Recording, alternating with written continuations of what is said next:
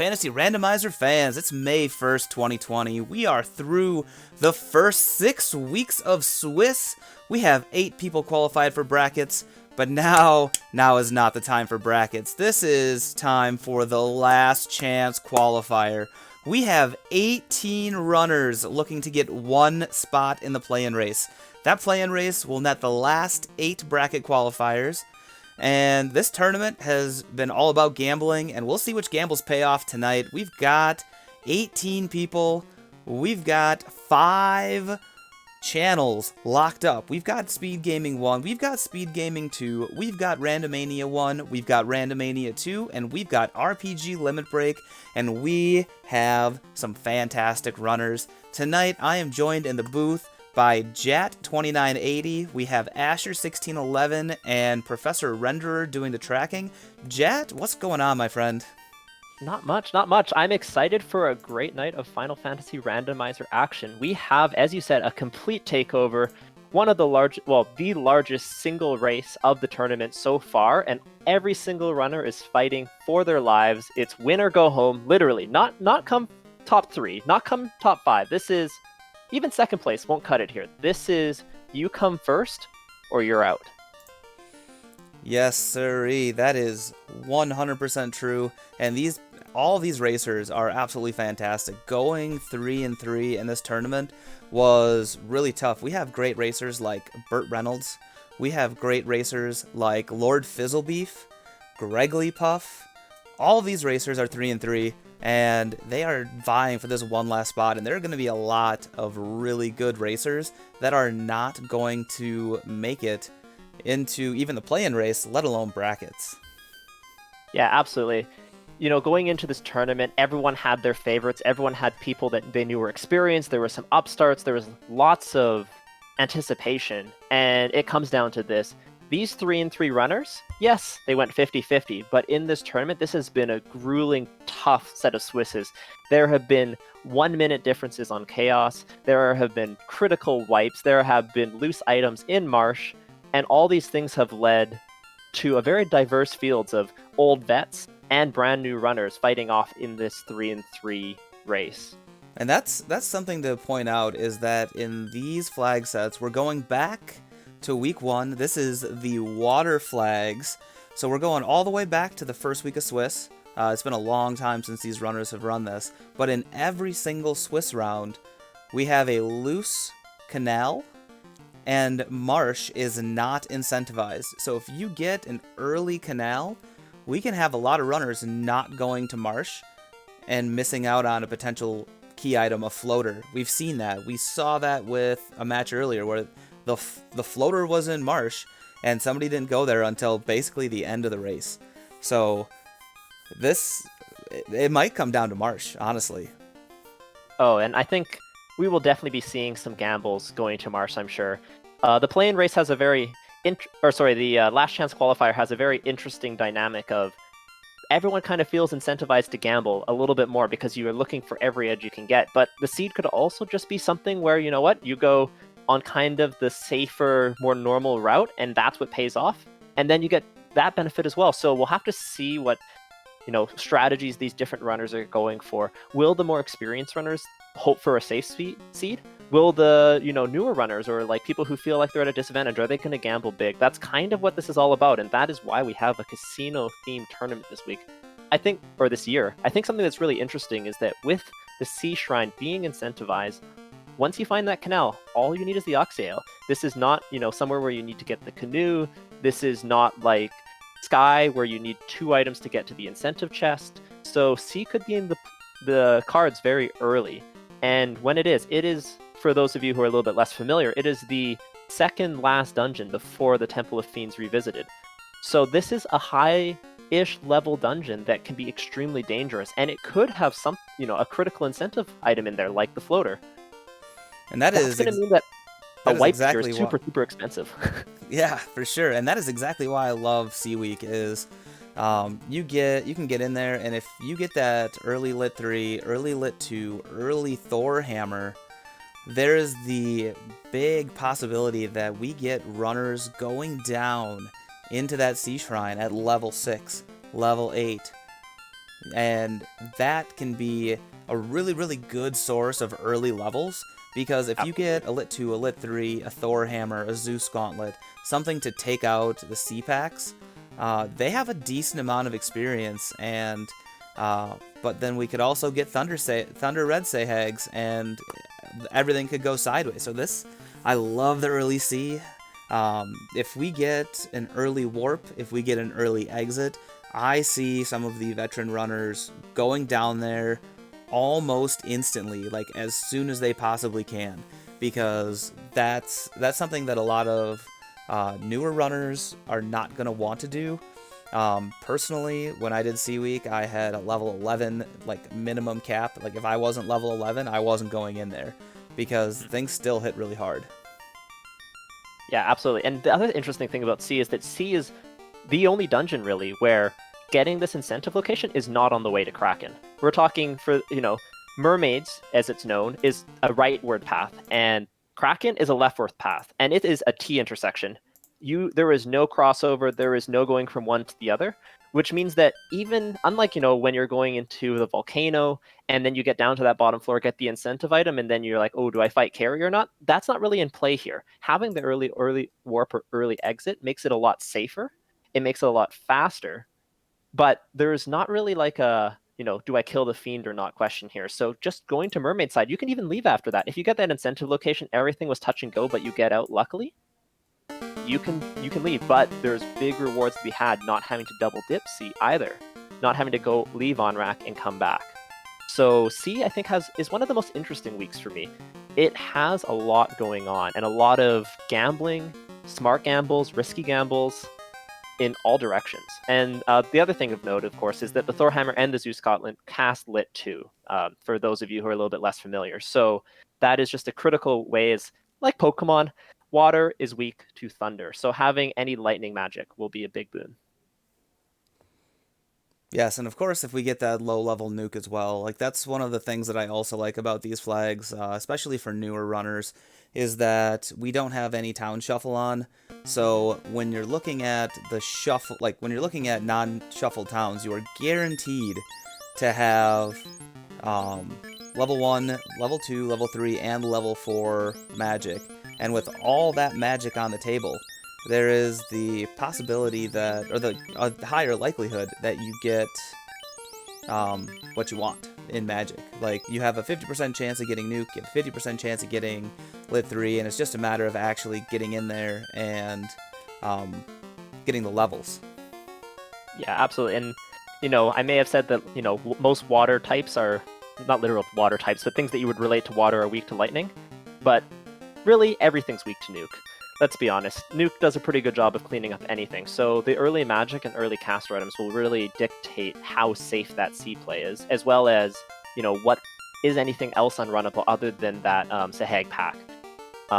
What type of skills and scripts are these C creatures on? That's, big questions here. And it looks like we've got our initial party set up. Now, of course, these are not for sure what these people are going to be running, but I would bet 99% sure that this is what we're going to be looking at. So our top two runners are running Fighter, Thief, Red Mage, Black Mage. And our bottom left, Much Paranoia, is running Fighter, Red Mage, and White Mage. Now, the Fighter, Thief, Red, Black comp has been a tournament favorite. I think in a lot of open party selections, especially more veteran runners or people who hang out on the Discord have kind of standardized or said that this is a very, very strong set for this flag set. But that being said, it does fall prey to, second slot level 1 fade. And you can reset, start that off, but that is kind of what you're looking at. Meanwhile, the double red white mage comp, if they could be locked out of temper or fast if you're getting that in a black mage only slot. So some risks on both sides, but also you can kind of see with the two top runners here choosing the same party that is definitely something that's been favored throughout this tournament so far in the Swiss flag sets. Yeah, and Lord Fizzlebeef and Real Super Pleb have both named their thief either Dan or Dead, which means that it's very, very likely that that thief is only in this world to run for about the first 7, 8, maybe 10 levels, and then after that they're going to go Fighter, Red Mage, Black Mage, and they're going to funnel all of that juicy experience onto three members of their team. So what that does is it gets you to the end level or end game levels a lot sooner than you would if you were running all 4. So when you have experience in this game, like a mob would give you, let's say, 1,000 experience. If you have 4 players up, everybody's going to get 250. If you have 3 players up, everybody's going to get 333. So funneling that experience is huge.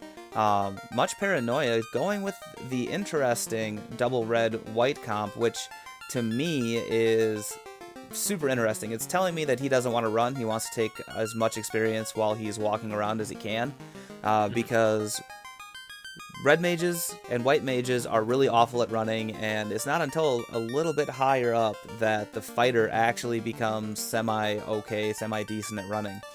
And with that, it makes the early game a little bit dicey, because those early game mobs, they just don't have the experience that you're looking for when you're trying to like level up. You want something that's got a little bit more juicy experience. So I think that's a very interesting comp. I was kind of surprised that they didn't go with the Fighter Rainbow, which has been a lot more popular in the Swiss rounds. I mean, like you said, we've had a lot of Fighter Thief, Red Black, but we've also had a lot of Fighter Rainbow, and one of our 5-1 runners, Demarine, she has been running Fighter Rainbow pretty much the entire time, and has been just, I mean, she's 5-1. She's been slaughtering with it. Yeah, I think there's a really interesting trade-off between that Thief and that White Mage. The Fighter Rainbow really makes sure that you never miss out on magic. I mean, that seems obvious, but that is a huge benefit. If you have level 1 Fade, and it's in a White Mage only slot, that Red Mage, you know, that's a really big sacrifice that you're giving up, especially if there's no other major sweeper. Not going with a Black Mage is really interesting. The other thing with the Dan, of course, is that Thief, we were talking about Marsh, and that Thief has never been more valuable if you have to go through this early game. So while Gouda did say that, you know, 7, 8, 9 levels, I think the level count is like around the right number, but the amount of time that the Thief stays up in terms of in-game time will vary greatly depending on where we'll find that canal. Yeah, and if they get funneled, I mean, they could get funneled into an early volcano, an early ice cave if they don't have the canal and they have a canoe. So in those cases, you still might want to keep the Thief up for as long as you can, because ice is also just awful. Just absolutely awful for enemies. You have, when you're talking about shuffled scripts and shuffled spells, what ends up happening is you don't care so much about the end dungeons when it comes to nasty spells, nasty scripts, because there's only a certain amount of enemies that are in there. But you look at Marsh Cave, you look at Ice Cave, you look at Earth Cave, the different types of mobs and enemies that you have in there. There are so many different mobs of enemies that something is bound to have a bad script or a bad spell list. Yeah, absolutely. The variety of enemies really is what makes those so painful. And it doesn't matter if they have no HP if you're running into 6 wolves or 6 arachnids with Blaze. Because, to be honest, the scripts and spells don't care. If they get turn order on you and you're level 3, you're not surviving anything. It doesn't really matter that they're early game enemies or late game enemies, and that's part of what makes script and spell shuffle so exciting, but also so dangerous. We will have to see, though, if there's an early funnel, because that is something that could really change the feel for the seed, and with so many runners, one wipe, one little RNG, twist of fate in one way or the other can really make or break this run.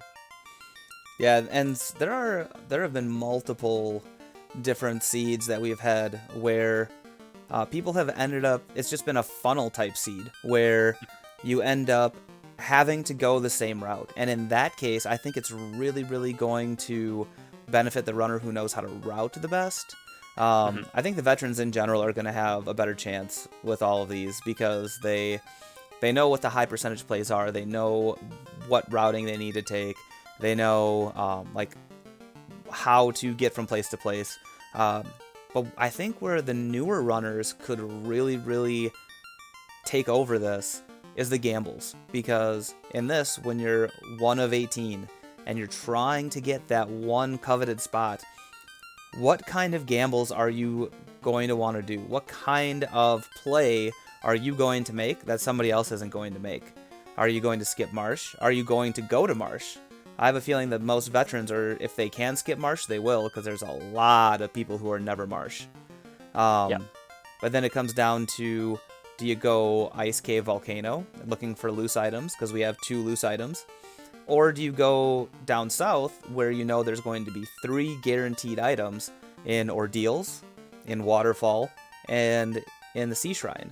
And if Floater is sitting there in Ice Cave, whether it's the incentive or whether it's loose, that could really, really, really just change the way that this game goes. Yes, Water Week really tilts that incentive balance to the northern continent, with Waterfall and On-Rack often proximity checked anyways, but with that extra incentive location, it even tilts it even further. Another, I think, interesting gamble is even just the Earth 1 clear. If there's an early Ruby, or something along those lines that promote you going over there, the Earth 1 clear can be so fast, especially if you get a nice run somewhere near the beginning of the power cycle, that checking those chests can be very quick. And if there's something there, and we've seen it a few times this tournament, that could be another gamble that we have to keep our eyes on if some of these more gambly runners, I guess, are willing to make that. Yeah, and that's absolutely something that could be on the table. Same with if we get an early rod. Some people may choose to just full clear Earth because there are so many people who are never Earth. We are never going to Earth to try and find anything because Earth is such a long dungeon that has so many different types of enemies in it that there is no way that I'm going to go to Earth and I'm going to full clear it at a low level, because the likelihood is that A, there's not anything there, and B, we're just not, like, it's going to take forever. So people tend to go to any place but Earth. And Yeah, absolutely. if somebody goes to Earth and they find that loose item, man, that is huge advantages. So Yes. Go ahead, Jet. I was going to say, something I find about Earth, too, is that the number of steps out of the way, like the difference between a full clear Earth and a go mode Earth is huge.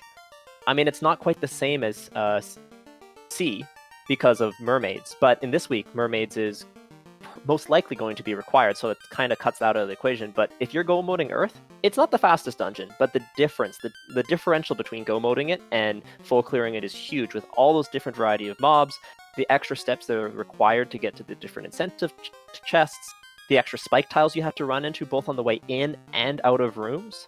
But at the same time, people underrate things like the quote-unquote Earth Armory on Earth 4, which has a large number of chests. You know, they talk a lot about the Volcano Armory because, yes, it has more. But that's also because it's easy to access and a lot more free and a lot less punishing if you die. But there are a large number of chests in Earth, and there is a chance that a loose is there, and if it is, that could be a huge gamble if we get an early rod. Yeah, the worst is Earth 3. Like, once you get down to Vampire Floor, and you have one chest that's out of the way, and then the second chest that's even further out of the way, and then the third chest that's only partly out of the way, but still a whole lot of extra steps, and then your fourth chest is guarded by whatever's on the Earth tile, and next thing you know, you just wiped after walking through the whole gosh darn thing, and man, Earth Cave always feels bad. Just always. The only chest that feels good in Earth Cave is the one that's the vanilla ruby. Yeah. That one's great. I love that chest. If you get a massive there, that feels great. Hey, don't even talk to me about that, man. That was one of my races. I skipped it, and the opponent finds the Masamune in the ruby chest. Well, alright. Guess I missed that. I may have watched that race. That was entertaining. Couldn't be bothered for 2 steps, but sometimes when you gotta go fast, you gotta go fast. So, hey, that's what's gonna happen with some of these runners is what kind of... finally the gatekeeper has dropped. We got the race starting.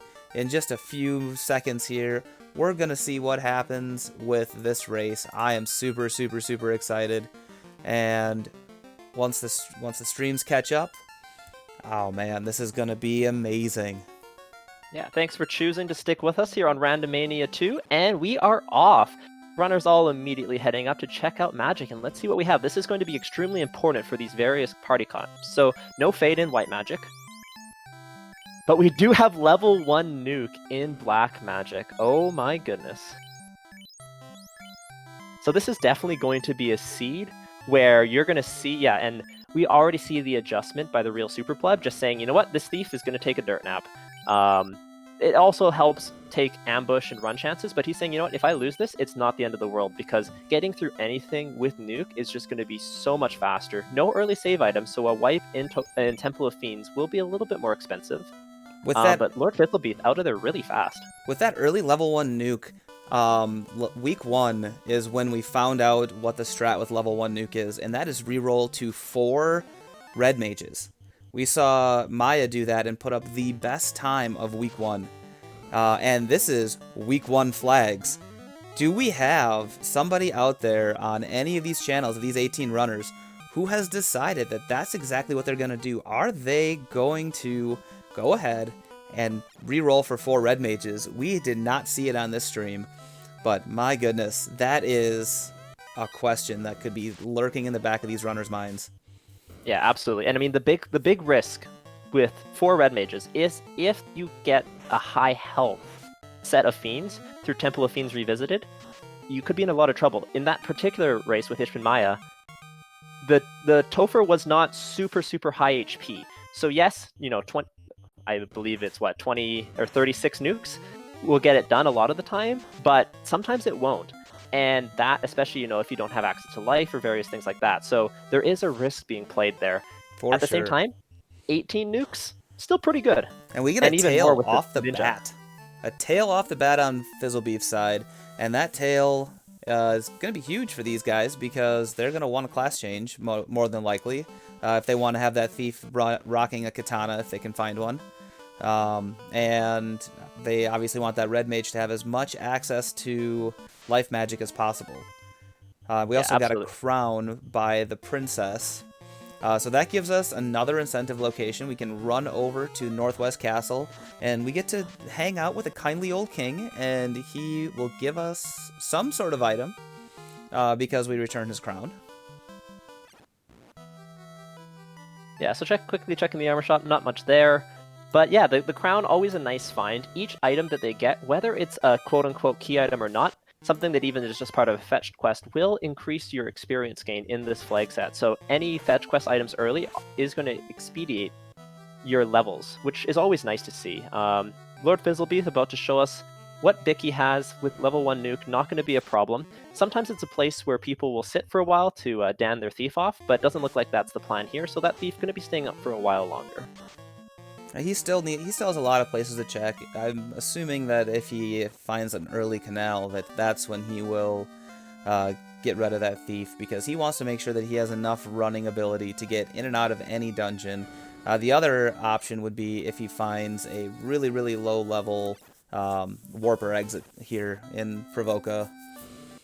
So Speak of the Devil in it will arrive. We have a very early Oxyale, and that is just even more incentivizing, well, not incentivizing, but really opening the door to that early C play. And we have cheap tents. We have 36 gold tents, which is really nice to have. Tents, especially if you don't... Oh, we have an 18k gold bracelet. That's not too expensive and not cheap. But if Fizzle wanted to get some levels in Pop Grind, which I doubt he's going to do... Oh, level 2 life. Wow. Red Mage... And that's also night learnable, and a lit 3, and a Brack. And what is this? So Brack is especially important in C Week, as Brack has a 27% chance of killing Kraken. And that is pretty good odds, especially if you don't have a great weapon to swing, or you don't have levels. Now, in this case, we did just find the Sun Sword in Matoya's cave, and that is a very good mid-game weapon, very good early-game weapon, and you know, can even carry you into the late game. Not you're super happy with it at all, but it is a contender there, so that will give them some early, something early to swing too. And not to mention, since it is more of a late-game sword, if they are strapped for cash right now, there is the ability to go ahead and sell that Sun Sword for some cash if they need it. That's one of the things that veteran runners tend to do that newer runners forget about, is selling gear. These level 3 and 4 magic spells can be really expensive for the early game. These enemies don't tend to give a ton of gold, and we don't have gold turned up super high.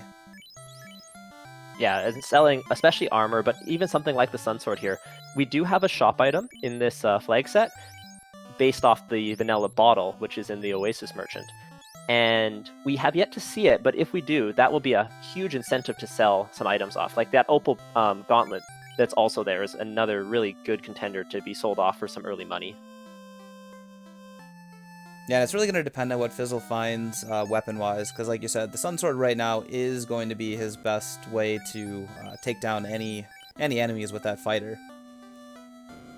Yeah, the Sun Sword, it is the second best weapon that the fighter can swing until he promotes, with the best being the Massa, which is equipable by all classes.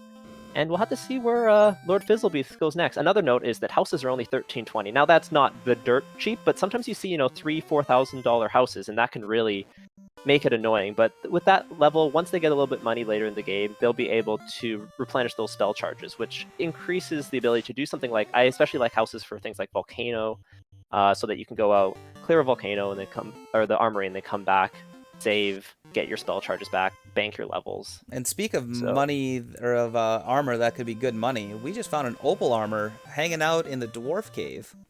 Ooh, that's very nice. That is some juicy money. The Opal armor is not a bad thing to equip, but it's not something that you really need. I think in most seeds, you never really end up needing it, and it's worth a ton of cash. So it's definitely a good way to fund the elf trip.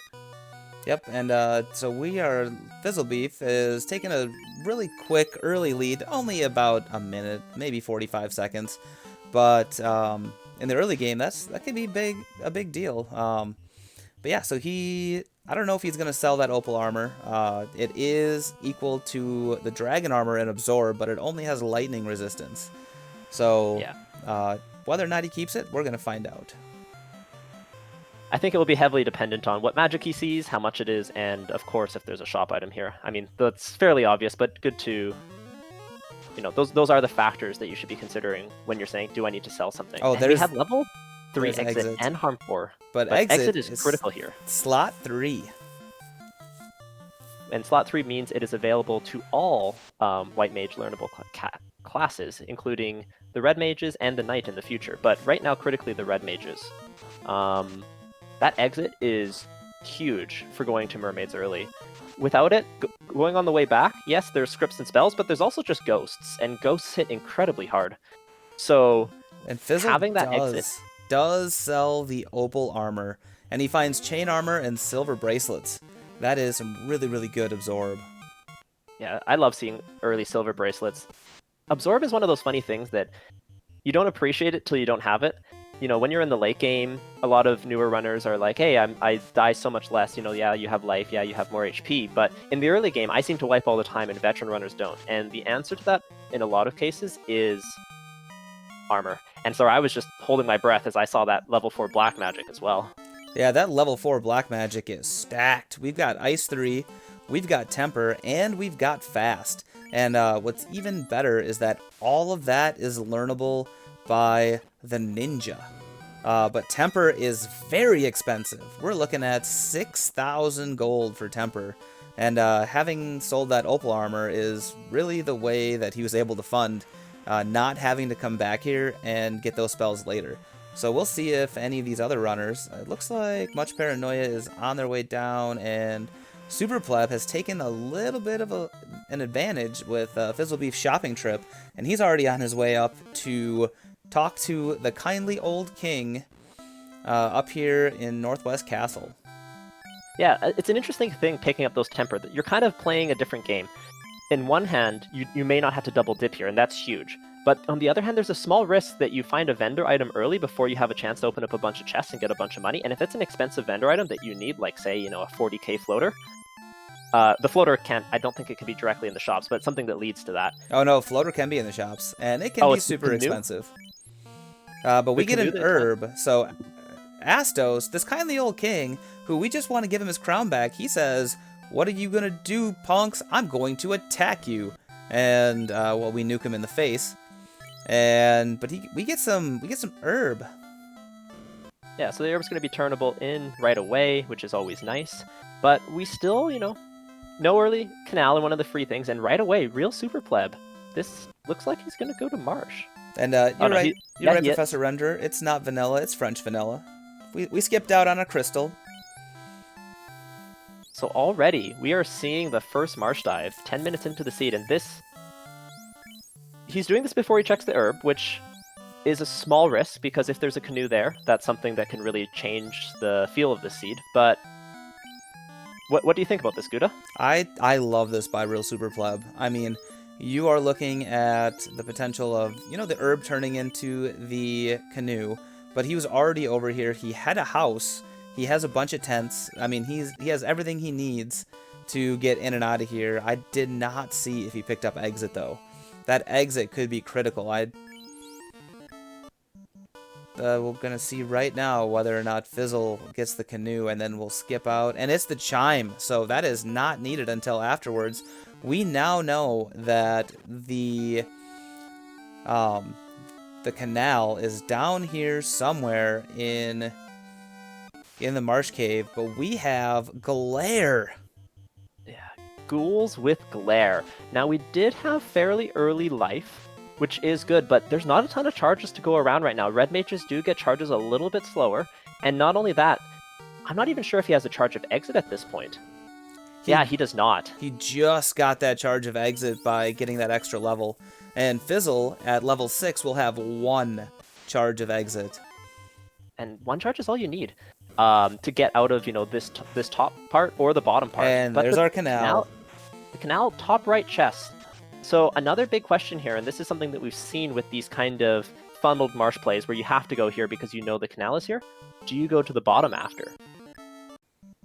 And some people do, some people don't. We see Real Super Pleb taking a lot of extra steps. So Pleb went all the way up to the top. Oh, a ribbon. That is huge, especially with all this glare that's happening.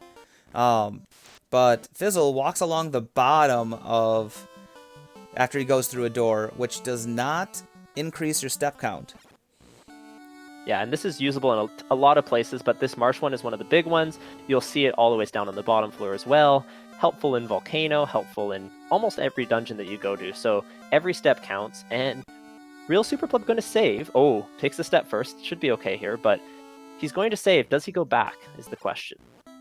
So one of the places you really see the steps being saved is Temple of Fiends Revisited, because some of the newer runners who don't save those steps get 1 or maybe 2 extra encounters in the Temple of Fiends Revisited on either the sea or the sky floor, and that really can hurt you. We see Real Super Pleb going down into the bottom, and Lord Fizzlebeef just noped out. He said, "Never marsh, out of here, not gonna check the bottom." And we will know very early in this seed whether or not this is going to pay off. Yeah, Never Marsh, I would say, is the percentage play here, and that's probably why Lord Fizzlebeef is making it. But if there's an item here that's required, Lord Fizzlebeef is essentially saying, you know what, if there's an item in Marsh, I'm going to lose this. And that is, unfortunately, the way that this last chance qualifier is going to go. And so for those watching at home and keeping track of steps, if you go to the left side around that room there and step in front of the door, you will save 1 extra step compared to the way Real Super Pleb went, and you feel like it's faster going to the right side, but step-wise, you save 1 going around and using the step in front of the door as a safe space. And it's little things like that that can save, an encounter, especially if it's just like that last encounter. It also feels bad when you have to walk around bats. Yeah, there's also a linked chest here in this top left room that you can skip if you've cleared out the top floor. Mm-hmm. Or actually, this one is linked to one of the chests further down, yeah. But there are other chests that you can skip in here. We got a dragon sword, but yeah, the room that he went around is linked to the top of Marsh. Right. Yeah, and so I saw a runner in an earlier seed where he actually reset out of the top floor, and then he went down to the second floor and actually opened that chest there. And that was, people were like, oh my goodness, you're going to skip that chest. Why are you resetting out of it? But he knew that chest was linked. Mm-hmm. And a linked chest, of course, means that the same item I like to describe it as Schrodinger's chest. It exists in 2 states simultaneously. It's in both chests, but when you open one, you know what it is, and it's there. And the other one no longer exists. So that's kind of how these linked chests work. So if you know which ones are linked, you can only open one of the 2 and save a couple steps along the way. Yes. Or in the case of Marsh Cave, you can reset out of the top of Marsh and then still grab it on the way down to the bottom. Yes. So, Lord Fizzlebeef about to give us our look at what the sages have. We do Ooh, not have 19k rod in the item shop here in Crescent Lake. So that is a little bit unfortunate for Fizzlebeef here. We'll have to see if he decides to sell something off to get that money. But if other runners did not, buy all that temper charge early, once again, it's that kind of game. Do I want to double dip this potentially, or know that I have to double this to get temper, or do I want to spend my money now, but then run the risk of getting something that's expensive? 19k, not too out of reach. Oh, we also have life 2 at level 6 white magic there. And the Circle of Sages has the Ruby. So the Ruby is a really nice item to find early. It opens up 2 incentive locations if you do not have the floater. So that's going to really open up the world here. But right now, I think what's got to be on these runners' mind is the fact that Oxyale is available. I'm semi-surprised that Fizzle's not going to grind out the money for the rod here. There are generally some pretty good encounters outside of Crescent Lake to get money with. Basically, Peeds, Giants, and they can give a lot of money. He almost just got enough money to get the 19k right there off of Trolls and Bulls. So I just grabbing that instead of having to come back and double dip may not be as fast, but you'll get some levels and you'll get the money and then you'll get the experience. Yeah, I think there is kind of a little bit of thing that makes sense to me, which is that if he is never Earth or does not want to go to Earth, he kind of knows he's going to be going to Volcano anyways at some point, and he's most likely going to be not in the Inner Sea because of the fact that, there's so many incentive locations in the north. You already have used the crown, you've already used the herb. So there's not as much incentive to go back into the Inner Sea, so he may be passing by this anyways when he comes back to go to the volcano or go to the ice cave. So it is kind of something that you can route on the way, but that double dip, once again, that double dip versus stay for a little bit is always a question, and that routing optimization can really make or break a few minutes, and that is going to be all the difference, I bet, in this race. Oh, absolutely. And looks like the Sages gave the Ruby, which opens up 2 more incentive locations because we do have Titan's Trove incentivized. So the Ruby matters a ton in these flags. And we've seen it happen multiple times where we get early rubies, which means you have to walk through. Oh, there's a canoe. Yeah, so that canoe opens up 2 additional incentive locations here, as it opens up both the waterfall and the ordeals trials. We'll have to see what the second item is, though. It also opens up Ice Cave.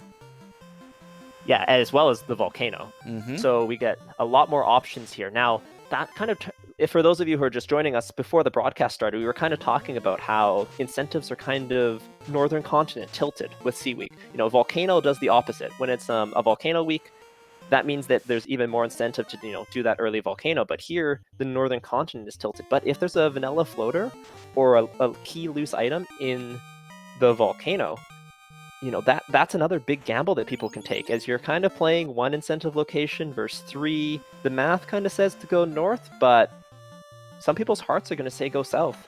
And we did get a crystal from Sarda, and Sarda giving that crystal means that Fizzle's probably going to head into the Inner Sea just to turn that in, because there's not really a good way to turn in the crystal unless you go all the way down to somewhere by the Mirage Tower dock, which is not something that you really want to be going to. Yeah, the North Dock is great if you're coming from Mirage, but it's not really great to go from anywhere else. So our great tracker is telling us that we could go south from Melman and go in via the river system, which is right by Matoya, which is a very, very veteran move. And I always forget about that myself. Yeah, absolutely. I honestly didn't even think about that. But yeah, and that's another way that could, incentivize you to maybe dip, ice or volcano. Now, I don't see Fizzlebeef doing it, but I could definitely see another runner attempting that. Because I think Fizzle, so far, from the way he's been playing, has shown me that he just wants to go, the percentage play, trust the way that, that he will get through things quicker. So if he's the fastest to do the standard play, if there's no items that's in some crazy location, he's betting that he can just speed and power, as he says, go a little bit faster than everyone else. And Asher also pointing out that we do have the ability to get into the Mirage Tower, which could be a way to get early experience, as well as a ton of early checks. Yeah, and once again, exit makes it even like if you want to go up to greater than less than, you can get out relatively safely. When you get those levels, you don't have to worry about wiping on the way out. I mean, we still have some pretty low-level parties here. So Mirage Tower is not going to be safe, but it's also going to be very, very juicy EXP and chest density. But we also have Lock and Lock 2 at level 6, Black Magic. So, but who knows? Maybe Fizzle will find a cube here, and then it'll be sky, sky, sky, baby. yeah, that's going to be a really interesting decision if we find that, because, Sky is well known for being, a great place to go. Tons of chests, great experience, but C is a little bit underrated sometimes for having pretty good experience as well. So if you just want to get experience, C is a great place as well as being incentivized, but that debate between C and Sky going to be an interesting one. At this point, we do have the TNT as well, so that's a nice thing to get now. It's right nearby.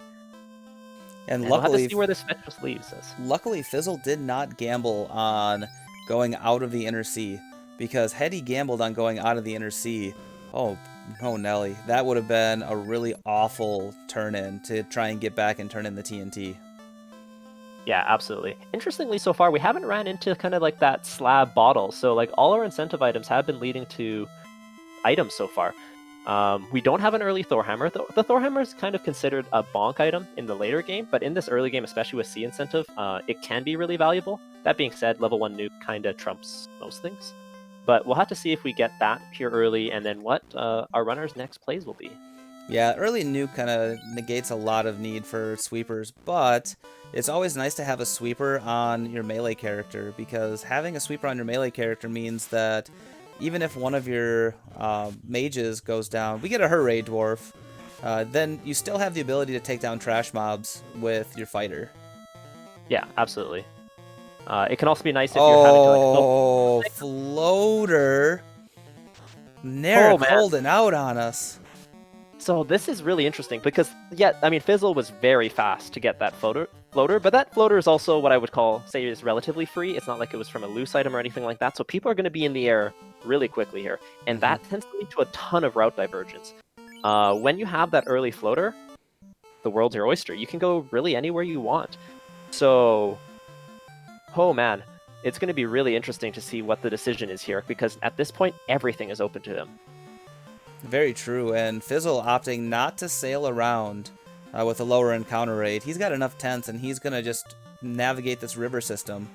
And it's a question that some runners do, whether or not they want to go through the river system, which might be a little bit faster, but more dangerous because of the amount of encounters. Or if you want to go on the sea, which has a much lower encounter rate, but might be more steps. Ooh, and at 23-26, Lord Fizzlebeef is in the air. Fizzle passing on a quad peed pack there, so he is just once again in go fast mode. He's probably going to be looking for a good grind tile or something that he can get a few levels off of, but he also just wants to promote pretty much right away, it looks like. So he's going to be coming here. We don't have a black belt to worry about promoting early, so our fighter and our ninja, or our knight and our ninja, are going to be getting all their spell charges nice and early, starting from level 15 onwards. And Real Super Pleb and Much Paranoia are both right behind Lord Fizzlebeef.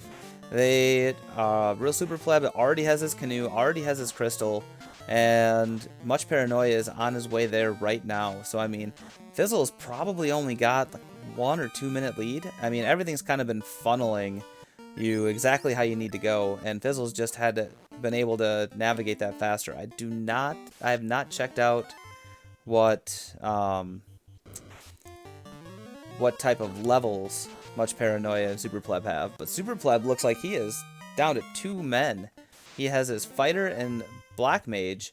Whether that's on purpose, I don't know, but that could be some high-end strategy right there to try and 2-man this. Yeah, fighter Black Mage has been a pretty popular 2-man, and at this point, because we have Knight Learnable Life, we have level 4 Fast and Tempered, 2-manning looking pretty good. Something that you could definitely utilize here.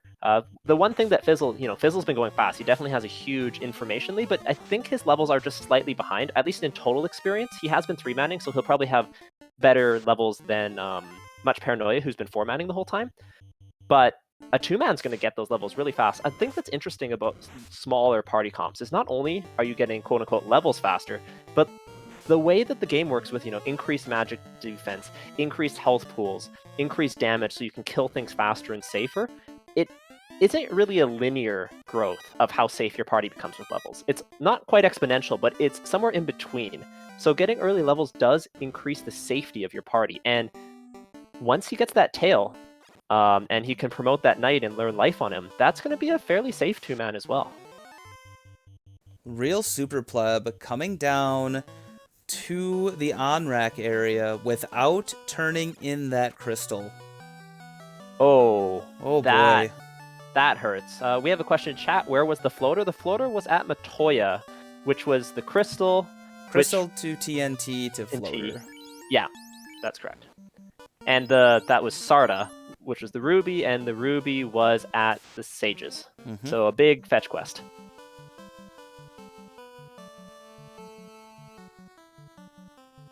And it looks like Pleb is not going to do the two-man. He's bringing his red mage back up. This is just not the type of dive you want to do with two-men early level. Yeah, I think with a early nuke too, that red mage has a ton of value. So you're not really as starved for charges, and you want the charges to be broad rather than deep. Like having 5 on each rather than 7 on one. 10 is still more than 7.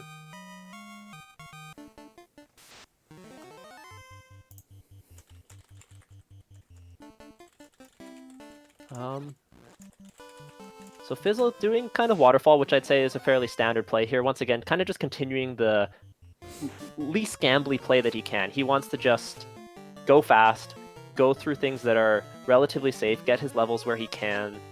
Taking some fights here, so not just running for everything, which I think is nice, especially if he's debating a C play next, which I would anticipate he is. Oh my, those gas dragons had no HP at all, and Fizzle's already up to level 13 now. Just going off of these waterfall encounters, the gas dragons had really less than 200 HP, which is just nuts. Yeah, and that's super nice. If they're going to be going into C, getting every level is going to count. Every spell charge is going to count. They have really all the tools they need, though. They have level 1 nuke. They have exit. I don't know really what more you could be looking for here in a seed that's kind of funneled you in kind of one direction. Now, of course, the floater does open up tons of options. So once again, if we see a kind of trolley loose somewhere, that could be a big factor. But without that, this waterfall play into C is looking really solid. Oh, I agree 100%. I mean, this is a dream seed for somebody who doesn't care about gambles, because there was no gambling. It was, you must go here. You must go here. Like, there was a required marsh. The only gamble that Fizzle did was he did not hit up bottom of marsh, which was a dud. So it saved him, 2 minutes. Yeah, absolutely. And is that Earth play that I was talking about before the broadcast. So we'll have to see if there's something in First Flow of Earth. If there's a loose here, it is highly likely that at least some number of runners are going to be leaving this till last. And Much Paranoia did pick up the rod. So yeah, go ahead, Jet. Oh, I was going to say, that rod is just moving us closer and closer to go mode. And it could drive people to Earth early, that gamble that we were talking about earlier, where people could be saying, you know what, I'm going to gamble and full clear Earth. That's now in the cards, but I think it's unlikely that we'll be seeing any of the runners on this stream so far take that gamble. We have Thunder on the Red Dragons, and it just smoked Fizzle's entire party. But because of that one ribbon that he found in Marsh, that Red Mage is already up to level 17. Oh, we get an opal bracelet from the robot. So there's one Zonk item. Now we get to figure out whether or not we need to go, whether or not we're going to have to go anywhere else, and what is going to be required for loose items. Because I don't think we have seen a single loose item yet. Yeah.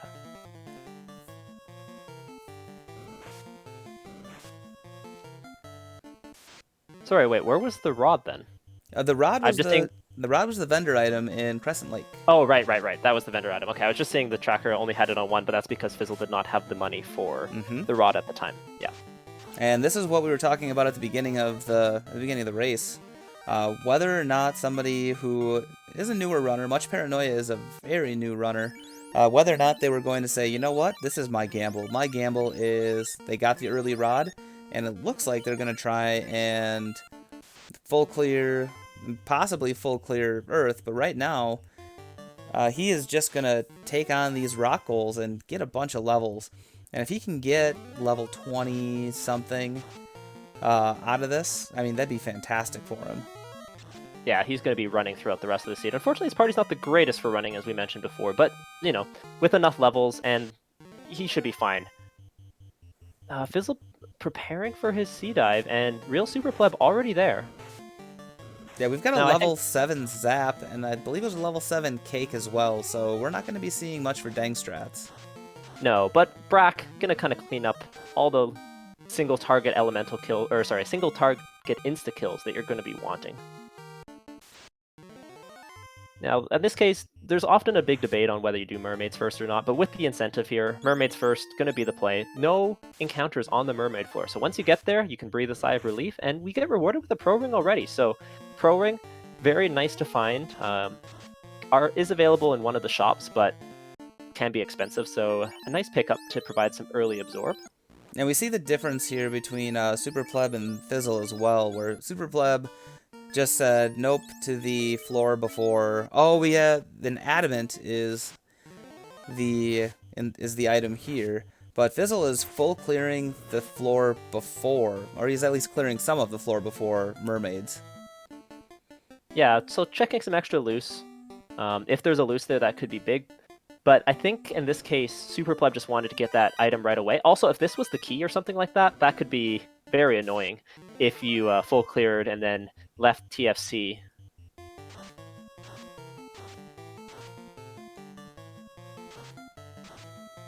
But yeah, Fizzle getting some great levels. I mean, he's up to level 16 already.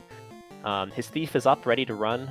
So this is a pretty about as safe as I would think for a quote-unquote early water dive. Oh, Water's having Viz too, so that's not fun.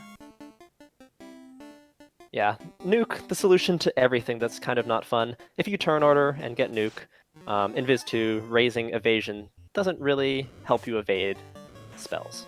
And Super Pleb deciding after getting that adamant that he's just going to nope out of the Sea Shrine, and looks like he's going to be sailing over to Ordeals. Not comfortable going through all of Sea yet. And what you were talking about earlier, Jat, was the idea that Sea has some really good encounters and you can get a lot of experience, and Fizzle showed that. He started at level 8 when he got class changed, and going through Waterfall and now going through Sea, he's already up to level 17, 18 on all of his Light Warriors, so there we go. Yeah, that's fantastic for survivability. You already kind of have the damage with the spells that we've had access to, but the survivability that you get with that extra MDef, with one ribbon, you're looking already fairly safe, but a little bit extra MDef always helps, preserves charges, preserves healing magic, as well as just extra HP. So these things really add up. Real Super Pleb, not quite sure where he's heading yet. I was expecting him to just head straight to Ordeals. Ordeals, actually, interestingly enough, kind of nice to go by boat. It's faster than it is with the floater, just in terms of walking over the land. But I think that's probably a good thing for Super Pleb here, is the fact that that adamant's going to drive him back to the inner continent, and he'll be able to get his floater. Yeah, I couldn't agree more. And he'll do the adamant, the crystal, the TNT turn in, and he's gonna be a bit behind Fizzle Beef, but he's doing his checks, and I mean, it's not like he's gonna be that far behind. No, absolutely not. At this point, it's definitely anyone's race. One wipe, honestly, in any dungeon, will pretty much clear any advantage that any runner has. And once again, for those of you who are just tuning in, this is not just these 3 runners racing. We are on 5 different channels today. We have an 18-person race. Only one person is going to make it through, so check us out on other channels as well. Randomania 1, Speed Gaming 1, Speed Gaming 2, and RPG Limit Break.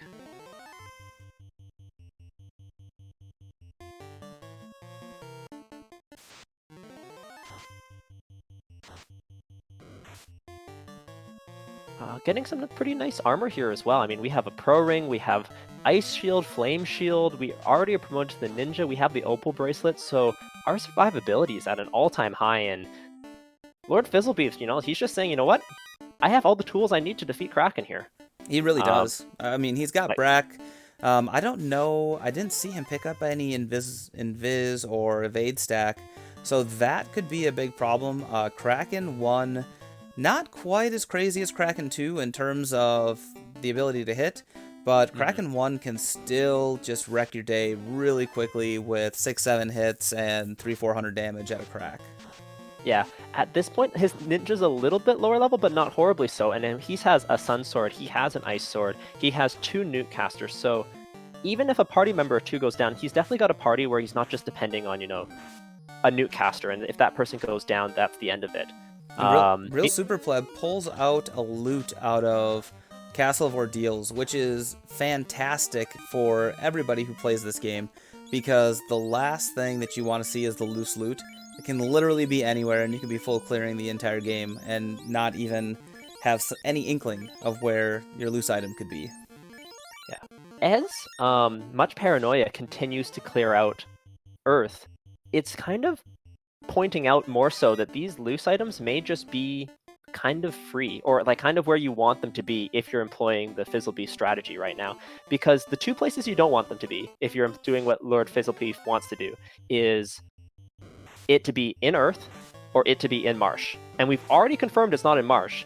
And Much Paranoia getting pretty close to confirming it's not in Earth. Oh, let me cut you off there for a second, Jet. We have a loose key on Kraken's side.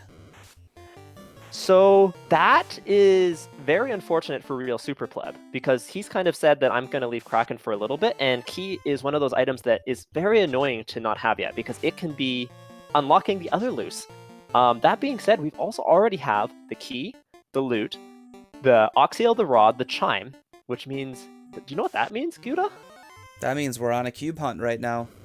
We are 1 item from go mode, 37 minutes into the seed. Now, granted, Lord Fizzlebeef does not know this, but he knows where the Rod is, and he is just, based off the way that he's been playing, I would not be surprised at all to see an Ordeals check right after this. Oh, for sure. I have a feeling that's exactly what Fizzle's gonna do. Yeah, he's gonna go. He's gonna check Ordeals, and then he's gonna go check Ice Cave when he doesn't have what he needs. But he's got the key. Like you said, he's got the key. He's got the loot. Or he doesn't have the loot yet, but he's got the key. He knows where the Rod is. He's got the Oxyale. He's got the Chime. So I mean, no Enlightening Fart. We are still looking for 1 loose item, but we don't know if it's required or not. Yeah, and not only that, we also just found the bottle. So we have 1 other item that could just be the cube, and that's go mode. No need to go to Lefane, no need to even check Ice Cave. You can just get going and clear these Fiend dungeons.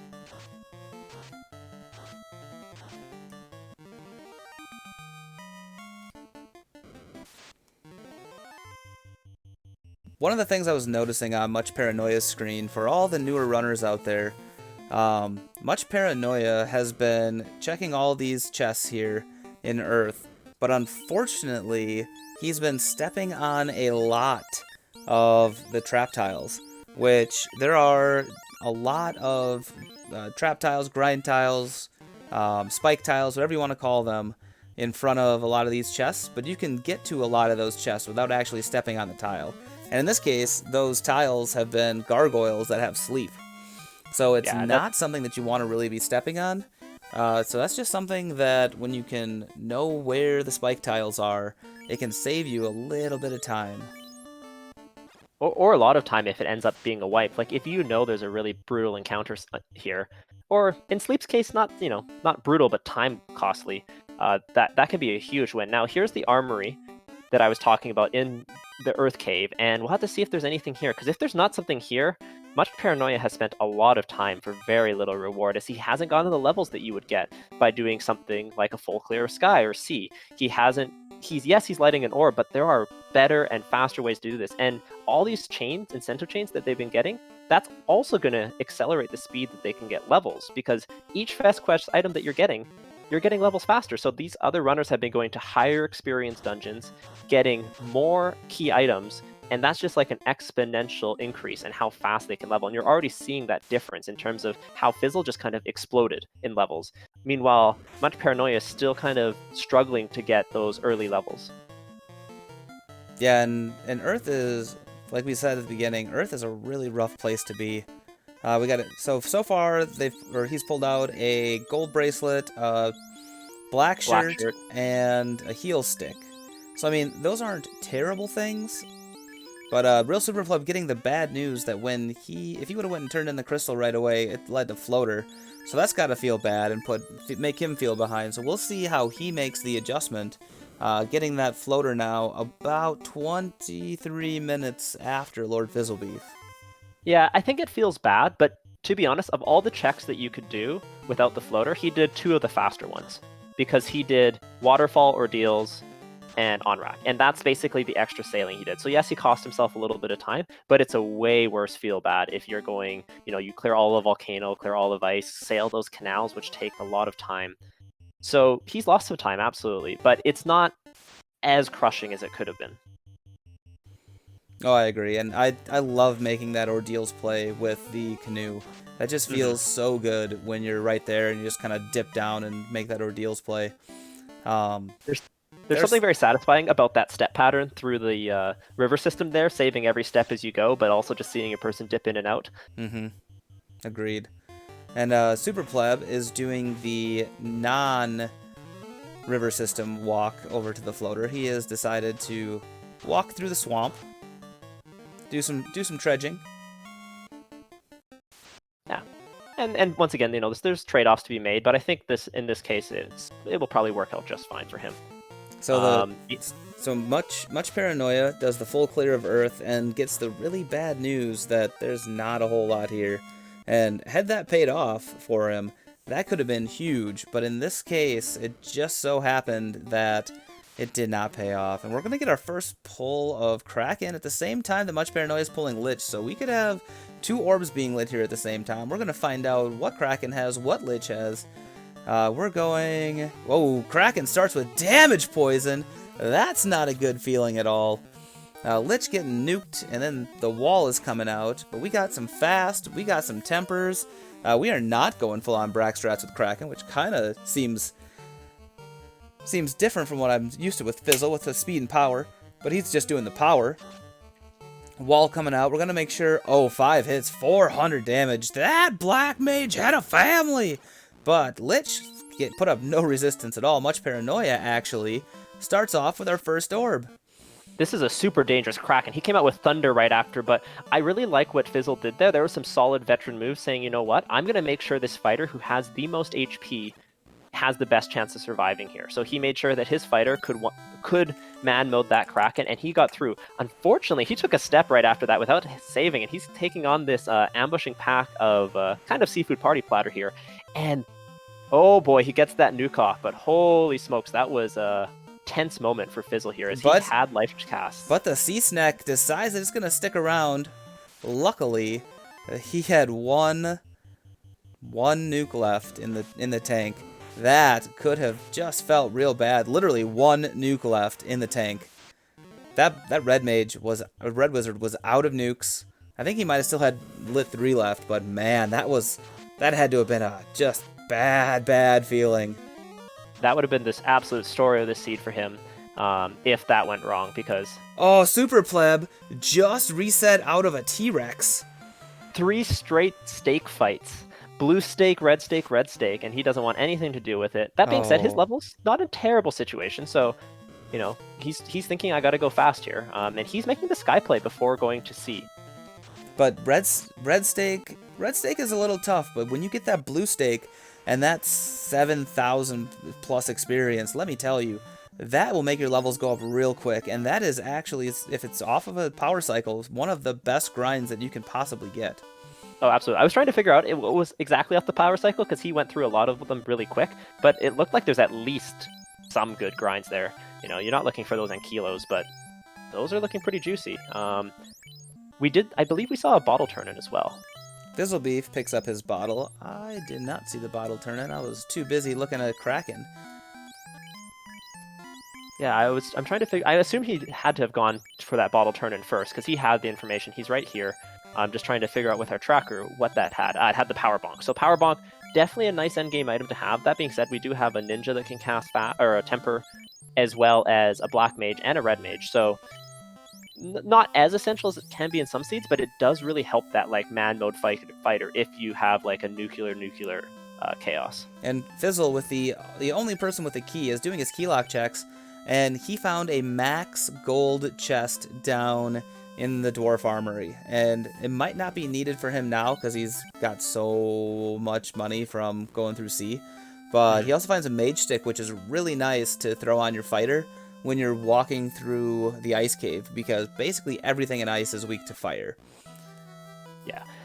These key lock checks make a ton of sense, but this is also kind of the first thing I've seen Fizzle do outside of maybe the Cardi Isles checks, which is not quote-unquote strictly the fastest thing that you could possibly do. You could definitely put these key checks off to later, but what he's betting on is that if he finds the loose here, he's going to be able to open no chests throughout any of the remainder Fiend dungeons. He did not check Temple of Fiends lock, though, which is interesting, because those are 3 chests, and sometimes they hold stuff, sometimes they don't, but it's also another spike tile to possibly, if you need emergency levels at the end, to try and go after. Yeah, I think he's feeling good about his level situation currently, but that I really like that point of that you were pointing out that it's not just for the knowledge for right now, or the fact that he needs it right now, but it's also, if you wipe in Topher, you have to have a plan. Do I go right back, and do I need levels? And that can be a nice place to know where some levels are. He's also doing a veteran move here to make sure he gets that early life, picks up a gold bracelet. He's going to pick up at least 1 gold bracelet, but probably 2 here, and go from there. Yeah, and he's definitely got his notes down, so he knows what he needs to grab. His knight and his ninja are just decked out with armor. He doesn't even need another gold bracelet. He only picks up 1. He has that opal bracelet, which is super helpful. Super Pleb is running around getting his spells as well now that he's got his class change. Fizzle now gonna check Northwest Castle. Now we've got Warp, which is going to be great for when he goes to Ice Cave, which I can only assume Ice Cave has got to be next on his list when he's picking up Warp right away. Warp also a good way to save some time in ordeals. We also found that Invis 2 is level 5, same with Heal 3, so that kind of feels bad having not a whole lot of cast of that going into the end game. Yeah. Haven't found a white shirt, which casts Invis 2 as well, which could be a critical part. Fizz will be showing his displeasure with the Elf Prince, giving us a quick bonk there, but other than that, just kind of continuing on. Yeah, the Invis 2 being there is a nice pickup, at least it's available for people who do not have a white mage, but that does make it that if, we have a punch-happy Fiend, or, just Kraken in general, that can be a little bit more dangerous if you have to conserve those charges. Yeah, very true, and Super Pleb is now going to go, or not Super Pleb, Much Paranoia is down in Sea Shrine, and he's going to get his Adamant, as well as some other gear down here that it's going to be kind of sad that it's not anything he really wants. Yeah, we'll have to see if he goes left side here and picks up that key, because that can be a big deal here. Oh, and there is a white shirt in the key locked elf. Everything coming up Fizzle right now. Everything is coming up Fizzle. Literally everything he's done has been about as fast as you can do it. He has not done ordeals yet, so he still needs to go through. I did not see if he went and picked up Warp, which could make this kind of a pain for him. Same with Ice Cave.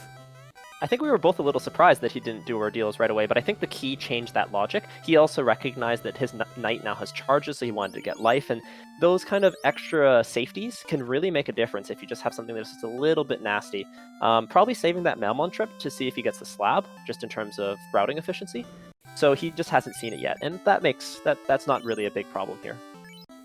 Yeah, for sure, and even though his ninja is named Dead, the fact that he got so many... 3 worms. So this chest is not required because, we were speaking about linked chests earlier, which if you're just joining us are chests that kind of the item exists in 2 chests at the same time. So this chest here is a linked chest, so is not required, but beginner runners check it. Intermediate runners never check it. More veteran runners check it when they want to check the spike tile. And that's exactly what Fizzle is doing here, and he's getting rewarded big time with this triple worm pack. This is the 3 to 4 worms is one of the best in the game experience-wise tiles you can find, but they seem to have a bunch of HP. I think that was 4 nukes and a couple of swings on top of it, and I doubt he's going to take that again, just because of how they're spamming Ice 2. He doesn't have a way to really protect his Knight unless he swaps over some gear, and it just seems like it'd be really, really tough to try and go through that that tile and live to see the next fight. And he's gonna take that level and probably walk away. Yeah, Heal 3 and Cure 4, another note on them is that, they are great to see, but they're also very underrated as time savers, too. Like, that heal pot, as fast as Fizzle did it, still takes time. Heal 3 can heal up your whole party lickety-split, especially if you're fighting things, against sweeping magic. Looks like Super Pleb is deciding to full clear this Earth, which is very, very unfortunate for him, as he was minutes behind Fizzle. But this full Earth clear is going to take a lot of time in a play that I think is really unlikely for Fizzle to make, and also not going to punish him at all. And this is what we were talking about earlier, is if somebody feels like they're behind, what kind of gamble are they going to do? And you've seen it here on the stream, and you've seen it played out pretty much to a T, where Super Pleb obviously feels behind now since he didn't turn in that crystal right away. So he said, you know what I'm going to do? I'm going to do what other people are not, and I'm going to go full clear Earth. But much paranoia, going through and doing the smart play. He is in Sea Shrine, and he has decided that, all right, I'm here, I'm going to full clear this. And that's what he's doing, and he is rewarded with his key, which is absolutely fantastic. And that's what you'll see a lot of veteran runners do as well, is when they're in a place, they don't want to come back. So they're not going to even dip into a dungeon until they can full clear it. Oh, so something we didn't note that wasn't Earth is there is both the Dragon Armor and the Excalibur. So there is the Knight Starter Pack in Earth. So if we don't find any endgame weapons, that could pay off here. If we have a really tough Topher and the Massa is not available. Now, that being said, if we find a Katana that can help you get through, the Sun Sword can make doing a pinch, but not exactly what you're looking for. But there's a really good chance that a lot of other runners will not find that Excal or the Dragon Armor. Oh yeah, I agree. And Fizzle already sold off the Opal Armor, so that amount of Absorb, he'll likely never find the Dragon. He's already sold the Opal, so now his next best is going to be Flame Armor, Ice Armor. And, I mean, the Absorb on it is good, but it's definitely not Opal, and it's definitely not Dragon. I mean, that can be the difference between getting one-shot by Kraken. Like, no questions asked. That little extra Absorb, and also lots of heal pots. There's lots of little things. Like, I spoke about Absorb earlier in the seed, but it cannot be overstated how important Absorb is. Because while you're going through Temple of Fiends, you need to use heal pots. Oh my goodness. Okay, back up. Whoa. We have a 3-eye tile. And Super Pleb missed it. Super Pleb decided to exit out and not check that tile. And Lord Fizzlebeef is being rewarded with 3 eyes, which he will probably stay here for a little bit. But over on Super Pleb's side, we saw how nasty werewolves were. Werewolves were casting Zap, they were casting Trance, and they were just being awful. Yeah, Trance with any dangerous magic down the script is super, super dangerous, because you're just stunned sitting there and your whole party just dies off. Yes, you have 1 ribbon, but that is not what you want to see. And welcome to chat, Shadow Walker. It's nice to see you, buddy. Yeah, Lord Fizzlebeef has been just crushing this so far. And 2 to 3 eyes, as well as the 3 to 4 worms. This is where all the experience lies. But you know what? To be fair, that makes it a true ordeal when you have those kinds of enemies here. Absolutely. The eyes, of course, and this is very common for a lot of really juicy EXP packs, the eyes are casters in the vanilla game, but here with scripts and spells shuffled, they're basically just sitting there waiting to be killed, punching you for nothing. So, them, sorcerers, Gurmadeuses, these all had very dangerous abilities in the vanilla game, but right now they're just here sitting for free XP. Fizzle's decided he has enough, and man, I would be happy with those levels at this point in the game. And those were gotten so quickly and basically for free with no risk. So he's got to be really happy about that. Oh yeah, for sure. And I mean, he took the three worms, he took the eyes, and he is mid-20s. He's ready to go. Yeah. So Sky appears to be bottle turn in first, and then Sky will probably be on the table soon. Level 8 magic, nothing much. I mean, there's honestly not that much more we're looking for here. He may have been looking for Warp, as Warp can speed up the full clear of Sky by a fair amount, especially Sky Palace, but Yep, we're still waiting on Cube though. Oh, So right, yeah. so Fizzle is probably going to head straight over to Ice Cave, find out what the Ice Cave item is, and then after that he'll have to reassess and figure out where he wants to go. If I had my guess, it would be he's gonna do Ice, Volcano, Yep. and if there's no cube there, oh boy, then where do you go? Yeah, I think he might check Mirage first, just because it's fast, and then he will go do Earth last, just based off the way that he's been playing. But yeah, Ice to Volcano, I think, is a pretty clear next move here. But the real question is, he did skip those Topher Lock chests, and our great tracker Asher won a race earlier in the spring tournament because he found the loose, I believe it was Chime, in Topher Locked. Oh, so Fizzle is here going to go into Mirage, so he's kind of getting that out of the way. He's proximity checking it, knows that at this point he's hunting for one loose, and notably he's hunting for one item. So he knows that if he gets the cube here loose, for example, which unfortunately we know is not here, he could just go to the top of Sky, beat Tia, and then fly straight to Volcano and skip Ice entirely. That's absolutely true. And I believe Fizzle did Power Cycle, so we know that T-Rexes are off the Power Cycle, and it's only a couple of steps. Yeah, I think that's going to benefit other runners more than it will benefit him. At this point, sure. he's kind of got the levels that he wants, but that is always nice to find. If we had any black belt runners, that's always like a big win there. And he pulls the Opal Shield, and he's going to use that instead of the Ice Shield. Wants that lightning resistance. Yeah, and a little bit of Much extra absorb as Paranoia well. takes out Kraken. We missed it. That must have been fast. I'm assuming Brack, but Much Paranoia, apologize to him for not calling that. Much Paranoia takes out Kraken and is our first runner on stream to light 2 orbs. So even though Much Paranoia has gone through and has been full clearing everything, including Earth, Much Paranoia's got the orb lead right now. Does not have the exploration lead, but 19 across the board with his fighter red, red, white. So I mean, he's making really good progress, and it's been really kind of behind the scenes where it feels like Much Paranoia's been behind because he hasn't checked as much stuff. But 2 orbs lit, maybe hoping for non-required places. Yeah, I mean, when you're full clearing Earth, it kind of just... A lot of commentating, we're talking about, what we're seeing that's new. And Earth, there's not a lot to see unless you find something loose. But that's that's some time that everyone else is going to have to take at some point. Yes, it can be faster if you're not full clearing it, but Earth is just a long dungeon. So, we're not necessarily highlighting the fact that he's, opening a chest in Earth, because you're seeing incentive items left, right, and center in other screens. But that being said, an orb lead is an orb lead. It doesn't mean that he's in the lead, but these orbs are things that everyone's going to have to do at some point. And Fizzle found his katana, so now he's got a ninja that can swing for the fences. He also he found the Bane Sword in there, and Bane Sword, best sword. He knows what to do with the Bane Sword. He has been burnt by the Bane Sword. And yes, the katana is the best sword found so far because it is far superior to the X-Cal. The katana is...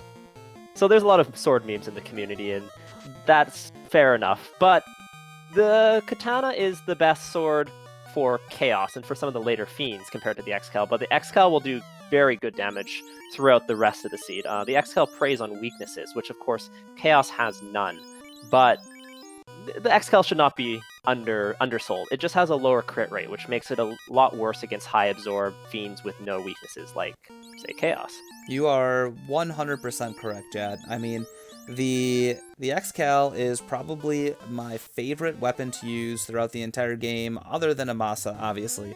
But if I have X-Cal and Masa, I will put Masa on a lesser character and use X-Cal on my fighter or knight throughout the rest of the seed because, as you said, it preys on weaknesses and it gives higher hit percentage and does more damage against anything that has a weakness at all. Yeah. So yeah, the X-Cal is a fantastic sword. It's just the lack of weaknesses on Chaos and the fact that it doesn't crit a ton makes it just a little bit weaker against Chaos in particular, but even against some of the later fiends, the katana will do very good damage. Often a big determining factor on whether or not the katana is a quote-unquote endgame sword actually has nothing to do with the katana. It has everything to do with the fact that your thief, now ninja, is level 5. while your fighter is level 22. But in this case, Fizzle has had that beef up for the vast majority of the game. He hasn't really lived up to his name. So therefore, that katana is a fantastic, just damage-dealing source. The only downside is that the ninja is a little bit of a squishier target. And the lower health pool in particular is critical, as it makes the ninja much less likely to survive multiple casts of nuclear. We also haven't seen Cure 4, which means that ninja, may take one, but doesn't really have the capability to get healed up before a second one comes out. So even if it's not nuclear, it's just, nuclear in a punch or nuclear something, nuke. The ninja doesn't quite have the survivability to be a consistent, reliable damage dealer in those endgame fights. And Ice Cave will give us the slab, so that's another fetch quest we have to turn in, but Real Super Pleb has come back and has lit his Earth Orb. So now we have a total of 4 orbs lit on the screen, and we're about an hour in. These sea flags tend to run a little bit longer than some of the other ones because of where you have to go and how many levels you need. So we will see what happens as this continues to go forward. With Fizzle is just, he's burning rubber. Yeah, Super Pleb about to join him in ice. So Super Pleb hasn't cleared left side C. That's kind of the critical difference right now. But in terms of most other exploration, there's a Masa Moon, and that is a free chest in ice, assuming that nobody can be in go mode. Fizzle is about as close to go mode as you can be, unless we find the loose cube in Volcano and somebody goes there before here. Everybody's going to find that Masa, which is good for our other runners, not so good for Fizzle.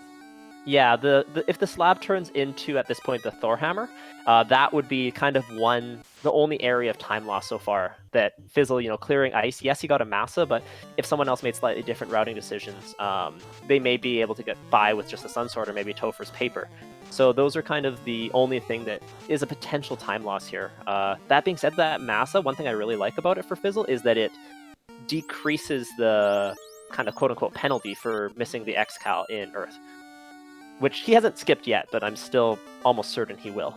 Oh yeah, he's not gonna check a single chest in Earth. He's got low level wall because wall is level 2.